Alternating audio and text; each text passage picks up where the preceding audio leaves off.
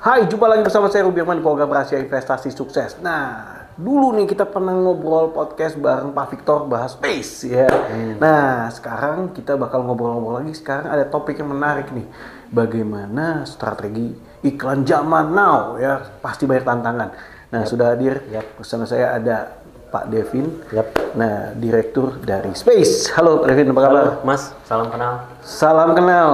Waktu itu ketemu Pak Victor, sekarang ketemu Pak Devin. Nah, bener, tren Here's my promise, I will rise and shine.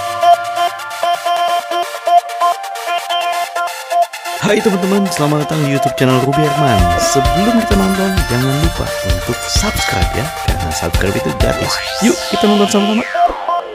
industri periklanan saat ini nih, pasti kan banyak sekali yang berubah nih. Yap.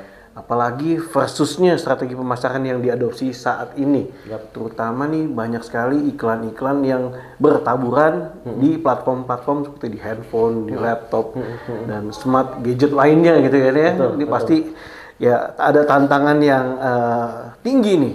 Nah, kemudian juga gimana Space ya memposisikan diri di industri periklanan saat ini ya, yang pasti dinamis banget, super dinamis. Betul. Gimana nih? Oke, thank you Mas. Sebenarnya kalau Belum dari apa-apa udah ditembak ya. nggak apa-apa. Iya. Untung udah siap. Iya. Sebenarnya kalau dari kami kan kita harus pisahkan ya. Kalau dari kami memang selalu mendikotomikannya itu adalah apa yang bisa kita lakukan untuk merespon yang sifatnya dari luar lah. Ini kan variabel yang memang kadang-kala harus kita perhatikan juga. Tapi yang nggak kalah penting juga adalah gimana kita empower diri kita sendiri dulu. Nah, kalau dari Space, sesungguhnya kami paling tidak menganut dua value lah, atau dua strong point yang kita pikir harus selalu kita maksimalkan. Yang pertama adalah terhadap diferensiasi produk. Yang kedua adalah aspek kreativitas. Nah, dua hal ini yang kemudian selalu kita garis bawahi gimana caranya setiap produk yang Space keluarkan itu harus punya perbedaan dengan yang lain. Harus punya keunikan dibandingkan yang lain. Nah, ini akan jadi satu tolak ukur why itu harus jalan sama Space. Nah, diferensiasi produk, contoh misalnya salah satunya kita punya TV di dalam kereta. Yang bisa dibilang adalah satu-satunya pemain advertising di gerbong KRL dengan sekian ratus TV di seluruh Jabodetabek. 900-an tuh ya. 924. Nah, itu aku pikir nggak ada yang punya tuh. Artinya kalau kalian ada brand misalnya mau pasang dong di gerbong KRL dengan reach-nya dan traffic yang luar biasa signifikan kan, hari ke hari, kupikir kita jadi satu hal yang paling spesial karena kita the one and only. Itu diferensiasi. Belum lah, ketika sudah punya satu nih, then what? Artinya kan kita udah punya layar. Kalau kita bicara udah sekian belas tahun atau puluh tahun mendatang, kalau punya layar kayaknya nggak akan ada apa-apa lagi. Nah, disitulah makanya aspek yang kedua tuh kita main soal kreativitas, job, inovasi. Artinya setelah kita punya layar nih layar mau kita apain? Selain hanya penayangan konten TVC, kan kita juga nayangin program, Mas. Yang sifatnya adalah kita juga pengen orang-orang tuh nggak melulu dipaparkan oleh konten brand, tapi juga ada program yang sifatnya mengedukasi atau ada aspek entertainmentnya. Makanya salah satu program yang kita kolaborasi itu salah satunya kita dengan Net TV. Jadi ada Net TV itu kan punya, kalau Mas suka buka-buka di medsos atau teman-teman buka di medsos tuh suka ada potongan-potongan programnya Net kan yang lucu-lucu lah kayak Porpak apa segala macam. Nah, itu kita tayangin di program kita, di layar kita. Dengan demikian jadi orang, oh nih gue pernah lihat konten ini di handphone gue, sekarang juga tayang ada di layarnya PID. Nah, jadi dengan harapan kayak begitu orang tuh punya alasan untuk selalu melihat layarnya kita. Nah, itu dari sisi konten lah, sisi kreativitas. Tapi sisi teknologi kita juga kedepanin ada yang namanya interactive screen. Jadi gimana caranya layar itu bekerja bukan hanya menayangkan konten, tapi juga ada gamification-nya, ada games-nya. Oh, bisa dua arah gitu? Bisa dua arah, interactive screen. Jadi kita sudah kembangkan sistem, jadi kayak kita sediain scanning barcode untuk orang mau ikut lomba tertentu tuh, kita sediain di layar kita scanning barcode-nya, hal-hal kayak gitu. Makanya dua hal ini yang kemudian kita coba jadi strong point kita lah. Kita different, kita berbeda dibanding yang lain, kita unik. Tapi keunikan itu kita kembangin terus setiap harinya, setiap bulannya. Kita bikin apa nih, kita bikin apa nih, kita bikin apa nih. Dan dengan harapan jadi brand tuh nggak melulu, oke, lu punya layar terus apa lagi nih yang bisa kita kerjain setelah lu punya layar itu. Makanya aspek kedua ada kreativitas. Nah, ini dari sisi internal nih, Mas. Sisi luar, ini aku agak panjang dikit. Nggak apa-apa, iya. Itu dari sisi internal ya, cepet-cepet lah kira-kira gambaran kayak gitu. Sisi luar, aku pikir juga ada perbedaan ya. Artinya before dan after COVID. Kalau before COVID itu memang kecenderungan brand untuk membelanjakan belanja iklan tuh objektifnya clear ya, kayak cuman awareness lah. Kayak yang penting pasang, yang penting tayang, yang penting ini. Tapi belum bicara bagaimana sekarang tuntutan after COVID tuh mas. Orang tuh udah bicara kalau gua pasang konten di lu, konversi terhadap penjualan gua tuh seperti apa? Ada perubahan nggak?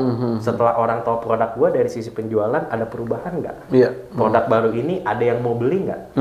Nah kalau dulu tuh baru sifatnya kalau di media iklan kita bicaranya ber-awareness stock, yang penting orang tahu. Tapi belum bicara sampai call to action. Sampai orang mau beli. Nah kita makanya yang mungkin dulu di kesempatan diskusi dengan Space sebelumnya kita punya ROAS, konsep return on ad spend. Jadi 1:1. Anda belanja di kita senilai Rp1 misalnya, kita akan belanja produk kalian senilai Rp1 juga. Yang kita distribute ke berbagai macam retail yang memang sudah kita kerjasamakan. Jadi brand itu punya dua manfaat. Satu terhadap branding si produknya itu sendiri. Kedua produknya juga kita beli dan kita jual. Aktual. Jadi mereka punya dua keuntungan sebenarnya kalau jalan sama Space. Dan balik lagi ke aspek yang pertama, diferensiasi. Kita satu-satunya media owner yang punya konsep ROAS seperti itu. Itu satu. Terkait kalau misalnya, tapi kan itu baru bicara ke industri FMCG, yang memang objektifnya adalah terhadap si penjualan produk. Tapi kalau kayak misalnya banking, kemudian digital advance, pasti kan new user ya. Terus gimana? Betul. Nah, makanya kita mau coba kolaborasiin mas antara offline dan online. Artinya cara kerja media masih tetap kita jaga nih. Artinya dia placement di ekosistem media yang kita punya. Dari sisi ini kemudian kita tambahin dengan activation, event. Jadi kan di situ adalah sarana di mana ada pertemuan tuh antara orang ketemu orang yang bisa di-justify. Kita punya produk ini, you mau beli atau enggak, you mau download atau enggak. Nah itu kita sudah lakukan ke beberapa brand. Jadi kita bisa menjanjikan kalau Anda belanja di tempat kita sekian, kita akan bisa datangkan secara organik ya. Bukan yang banyak juga tuh mas yang robot. Robot lah. Kalau kita memang benar end user gitu. Karena kita punya kolaborasi beberapa mitra yang memang bisa canvassing langsung direct ketemu new user, ya calon customer lah. Kira-kira gitu. Nah aku pikir itu sih yang jadi strong point dan sebenarnya aku bilang bukan kendala ya, tapi tantangan lah buat kita bisa survive. Gitu. Iya sebenarnya sama nih mau nambahin dikit nih kerjasama Rins dan juga Space kan juga udah berlangsung nih. Nah di Rins sendiri juga banyak program kayak misalnya ada Safari Bazaar yang Space bisa. Bisa banget. Bisa join juga. Misalnya ada klien-klien yang udah beli di Space ya bisa juga gitu kan. Bisa ikutan bazar for free juga gitu Jakarta gitu kan. Nah, ya kedepannya bisa dilakukan itu deh. Oke, tadi kan dengan keunggulan apalagi tadi di komuter lain gitu kan potensinya sampai 3 juta ya per hari kan ya peluang banget kan buat para brand-brand untuk mempromosikan lewat Space ini kan. Nah, mungkin brand-brand juga pengen tahu juga apa aja nih ya kan jenis-jenis aset medianya. Oke. Iya, silakan. Oke. Kalau jenis aset media, kita paling menyesuaikan dengan lokasi di mana media itu berada ya. Kalau misalnya untuk kita sebenarnya punya 6 ekosistem atau 6 segmentasi ekosistem yang selalu kita jadi identitinya Space lah. Yang pertama adalah gerbong kereta komuter lain, itu meliputi layarnya kita di TV dalam kereta, tapi baik digital dan statik. Kalau digital layar TV-nya, kalau statik itu yang branding di dalam gerbongnya. Kayak hanging alley, kayak wall panelnya kita stiker, material stiker lah di dalam gerbong. Jadi digital statik nih. Artinya dalam jualan pun biasanya kita bundling. Itu pertama. Kedua, kita di pasar. Jadi kita punya pengelolaan media di 153 lokasi pasar di seluruh DKI Jakarta. Jadi mau pasar dimanapun nih mas, selama segmentasinya di DKI Jakarta itu kita bisa placement media, baik di dalam atau di luarnya pasar. Jadi kalau di dalamnya tuh bagian bangunan gedungnya itu bisa kita branding, bagian luarnya biasanya kita penempatan untuk di area roadside pinggir jalan. Jadi ada beberapa lokasi pasar tuh yang bagian depannya tuh kita taruh namanya pylon.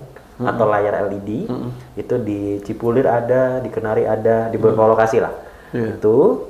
Kemudian yang 3 di kereta api jarak jauh. Kereta api jarak jauh. Kalau familiarnya dengan Argo Parayangan, Argo Bromo Anggrek, Taksaka, pokoknya yang biasanya moda transportasi orang mau mudik lah. Mau mudik tuh kita juga bisa branding. Layar apa? Digital dan statik juga. Kalau digitalnya di layar TV-nya dalam kereta itu juga ada, itu bisa kita tayangin konten. Plus di sandaran kursi. Kalau kita naik kereta kan suka ada sandaran, nah itu bisa kita brandingin gitu. Ngeliat terus ya? Ngeliat terus, jadi sepanjang perjalanan tuh kebrandwas.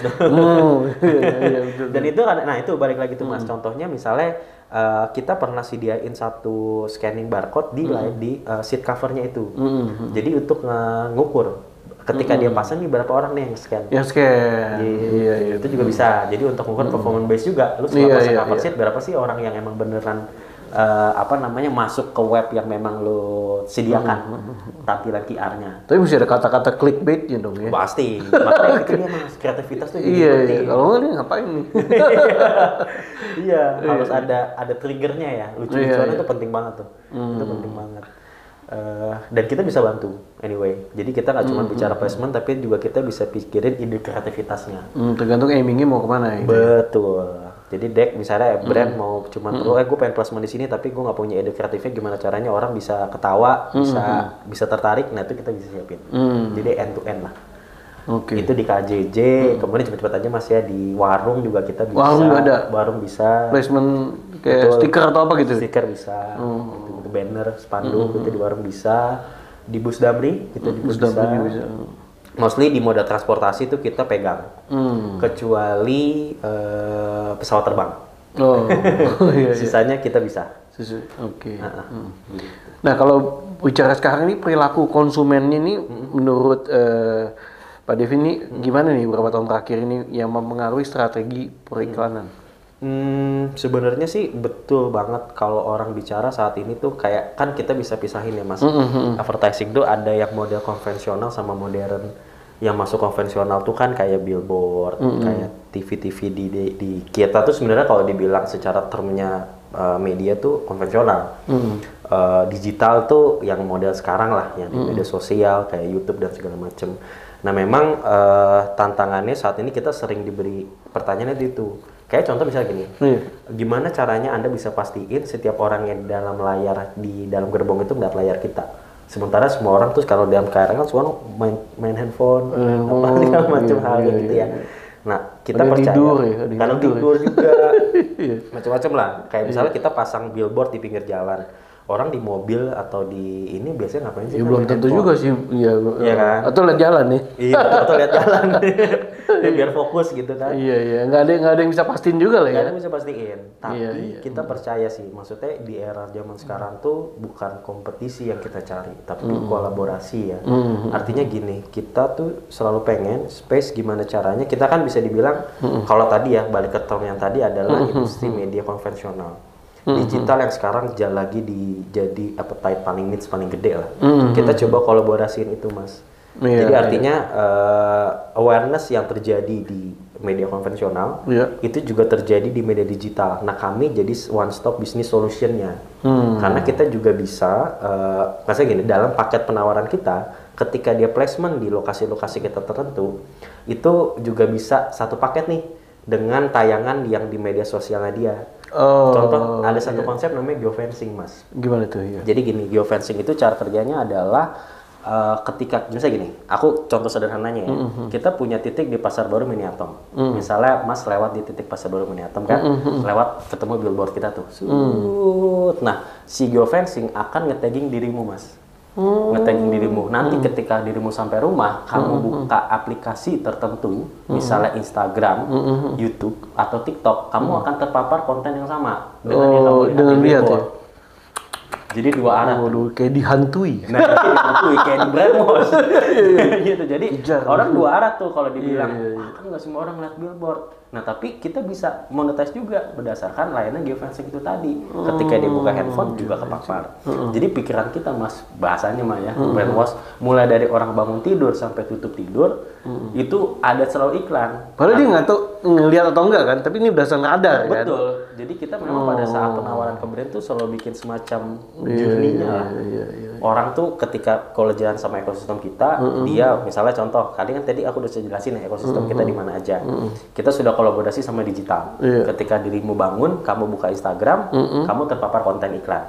Ketika kamu jalan ke KRL, kamu masuk ke gerbong kereta kita, terpapar konten iklan kita lagi. Iya. Kemudian ketika kamu sampai kantor, kamu pulang naik gerbong yang sama, terpapar konten lagi. Ada lagi, Sampai ya. rumah terpapar konten lagi. Nah, itu baru di kantor doang. Belum kalau kita bicaranya orang yang kalau dia kan nggak naik gerbong, Mas, nggak naik kereta, Mas, tapi naik transportasi online.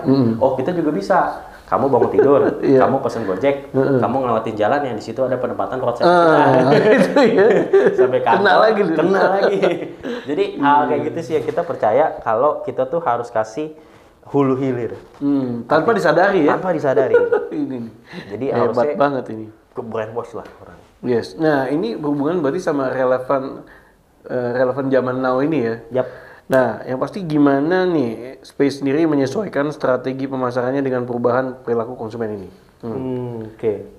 Ya itu tadi sih kalau aku ngelihatnya jadi kayak antara perilaku konsumen betul. Kalau bicara dari medianya ya, ada yang memang konvensional tadi. Perilaku konsumen orang udah nggak selalu ngelihat ke jalan atau ngelihat ke TV, tapi juga orang mulai lihat ke layarnya handphonenya masing-masing atau ke laptopnya masing-masing. Ini gue lagi masuk radar nih kayaknya nih. Nah, deket sama lu memancarkan diri. Jadi kita kolaborasiin lah, Mas, itunya antara digital sama konvensional kita jadiin satu. Oke, nah Kira-kira gitu. tadi kan ini berhubungan sama inovasi juga ya, Yap. berhubungan sama inovasi. Nah, selain ini apa aja nih inovasi terbaru yang tadi kan udah dijelasin juga. Apa aja yang mungkin ada lagi yang diterapkan untuk menjaga posisi kompetitif saat ini? Inovasi banyak banget. Artinya gini, kita tuh percaya, Mas, ada namanya konsep 70-20-10. 70-20-10 apa tuh? Itu kayak culture-nya kita mau coba kita bangun lah. 70 tuh artinya setiap tim tuh harus fokus terhadap 70% perhatiannya harus fokus terhadap si produk yang paling laku lah. 70% tuh harus ke sana. Iya. 20% sisanya digunakan untuk ngelakuin inisiatif produk terhadap yang media existing kita. 10% ya baru yang benar-benar baru. Makanya itu yang bikin gimana caranya setiap bulan tuh Space harus ngeluarin produk baru terus. Jadi selalu ditantang dulu sih teman-teman nih. Oke, udah 70%, kita udah kuat di sini kan. 20-10-nya kita harus sediain waktu dan tenaga untuk ngeluangin waktu keluarin produk baru.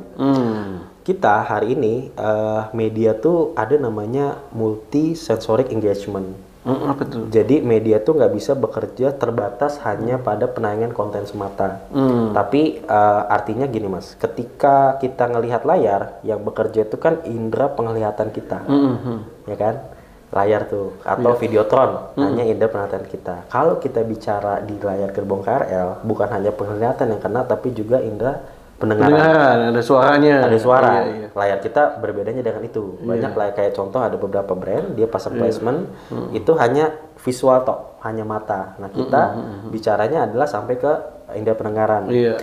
Ada juga indera peraba. Indera peraba tuh makanya pada saat orang ngelihat media itu harus ada proses interaksi di situ. Jadi kayak dia bisa gamification lah.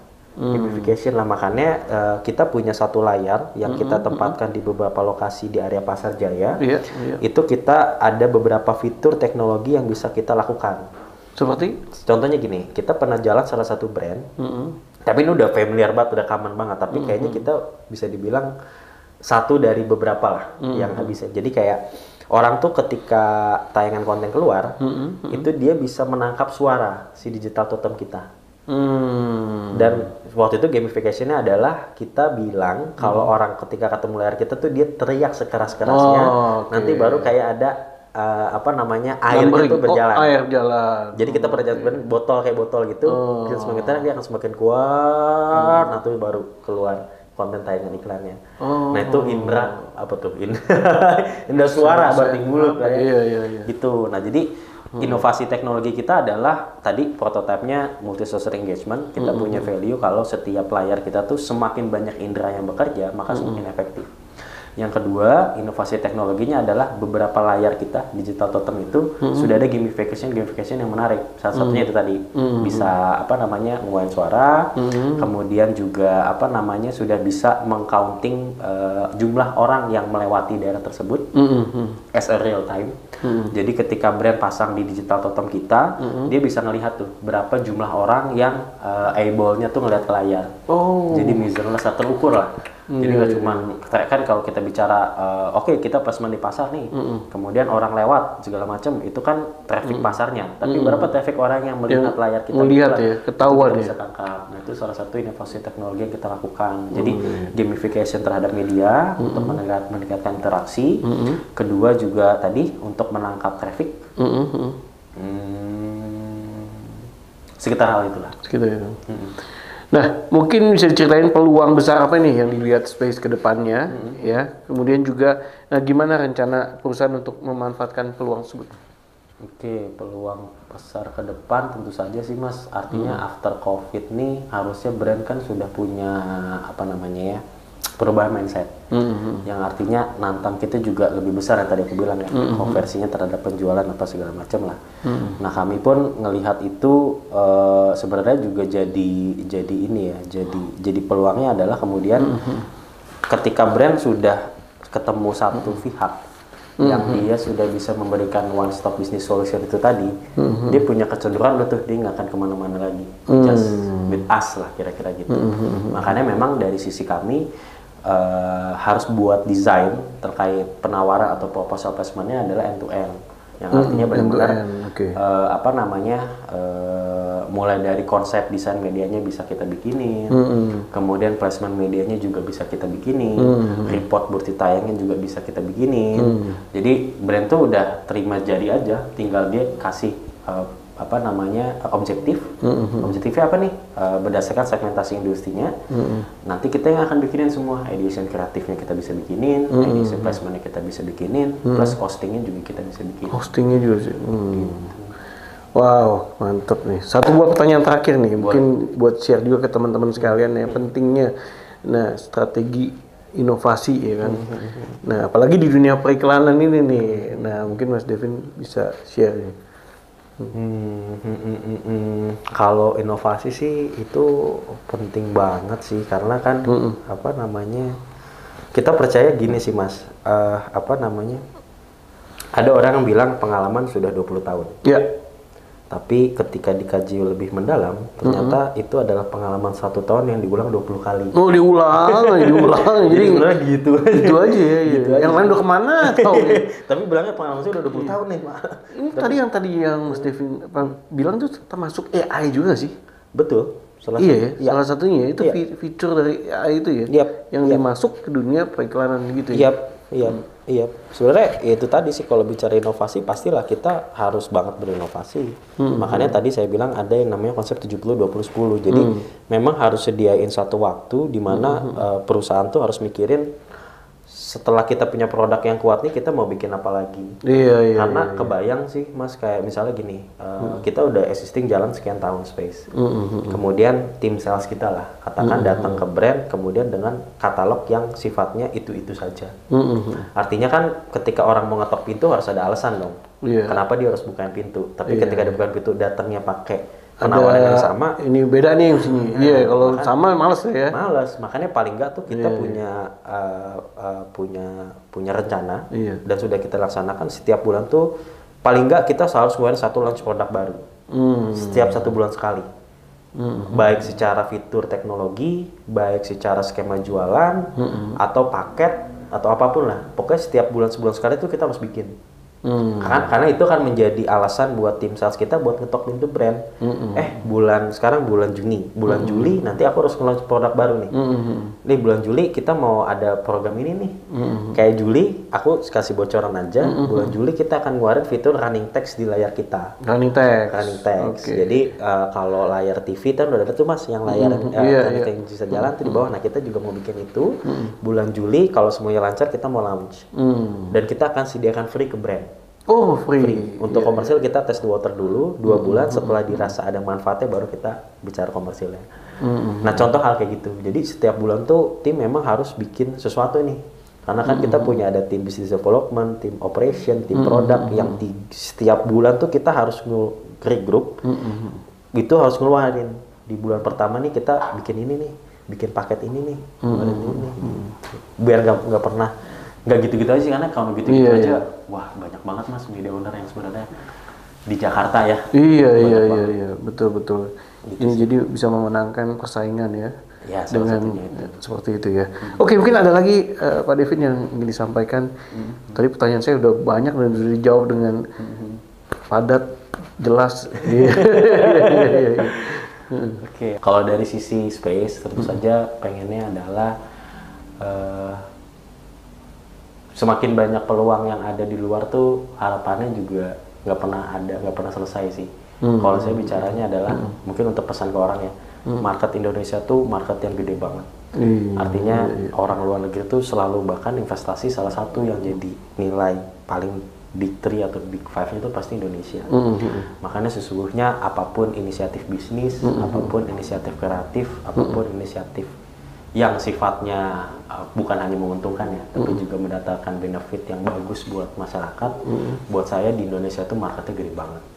Apapun yang kita bikin tuh kayaknya apa aja pasti laku. Makanya tantangan itu tadi sih, gimana caranya dengan market sebesar ini kita anak-anak Indonesia lah, katakanlah ini rumah kita sendiri yang kita keluar dari sini tuh udah tahu market kita tuh siapa, orang-orang yang akan kita temui tuh siapa. Tinggal kita belajar buat peka sih. Buat peka ya. Sama orang-orang yang ada di situ, apa yang mereka jadi kebutuhan mereka, nah itu yang kita kasih solusi. Jadi yaitu satu kepekaan, setelah itu punya niat buat ngelakuin sesuatu, menjawab. Kayak setelah peka kan resah, setelah resah baru muncul inisiatif kita mau bikin apa nih, buat mengatasi tiga ini. Oke, mantep. Seperti tadi Pak Devin bilang ya, banyak sekali peluangnya, tinggal kita bisa memanfaatkan ya, apalagi bonus demografi ya di Indonesia ya. Nah itu, jadi jualan apapun tadi bisa aja gitu kan. Oke, sukses selalu buat Space. Thank you so much. Terima kasih Pak Devin udah berbagi. Ya, nanti kita update lagi ya. Oke teman-teman, demikian video kali ini, semoga bermanfaat buat teman-teman yang penasaran nanti sama Space. Nanti saya taruh di description, bisa tanya-tanya langsung ya kepada timnya Space ya. Mungkin mau iklan ya, atau mau konsultasi dulu ya, ngobrol, tinggal aimingnya mau apa gitu kan. Nah silakan. Oke, demikian video kali ini, sampai jumpa di next episode. Saya Ruby Herman, bye bye. Thank you.